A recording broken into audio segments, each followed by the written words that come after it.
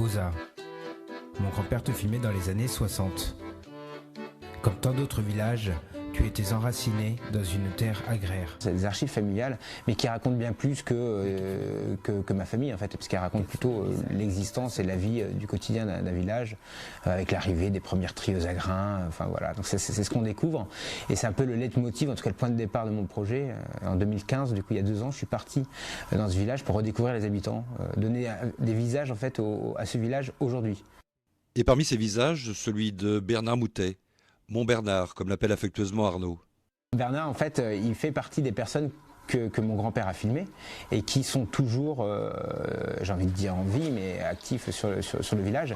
Il est paysan. Et du coup, c'est la personne qui m'a accueilli quand je suis retourné en 2015, qui m'a permis de me réinsérer dans ce village que je connaissais, mais dont j'avais une image plutôt de vacancier, en fait. C'est ceux qui j'ai eu le plus de mal à filmer.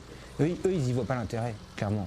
Pourquoi, qu'est-ce que ma vie a de particulier pour que toi, Arnaud, tu passes autant de temps à nous filmer? Donc, c'est pas simple de filmer les gens, et c'est cette difficulté-là qui est nécessaire.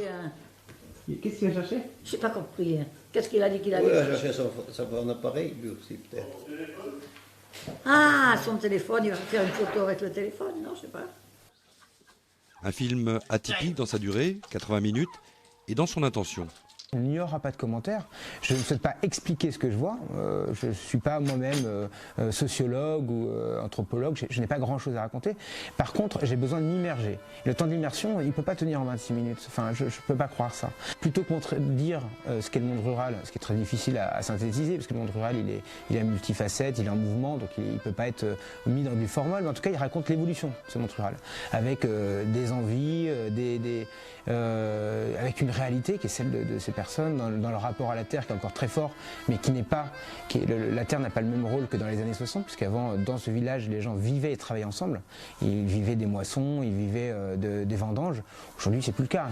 Et pour boucler son projet, Arnaud a fait appel au financement participatif, avec le souhait de faire de Osa l'Auvergnat le film de tous. Je pense que ce projet, il m'appartient pas. Il ne doit pas, en tout cas, m'appartenir qu'à moi. Et que ça va peut-être toucher d'autres personnes qui ont connu le monde rural dans les années 60, qui vivent le monde rural aujourd'hui, ou qui simplement ont cette appartenance à une terre, qu'ils se sentent auvergnats, ou une fois de plus, qu'ils se sentent berrichons, qu'ils se sentent picards. Voilà. Donc, et j'ai besoin de le partager, le financement participatif, et ce levier-là. Et moi, je préfère qu'il y ait 5000 personnes qui donnent une toute petite somme que voilà, être tributaire de 2-3 personnes en termes de financement. Mais ça sera le film de 5000 personnes et pas seulement celui d'Arnaud. Exactement, c'est tout ce que je me souhaite.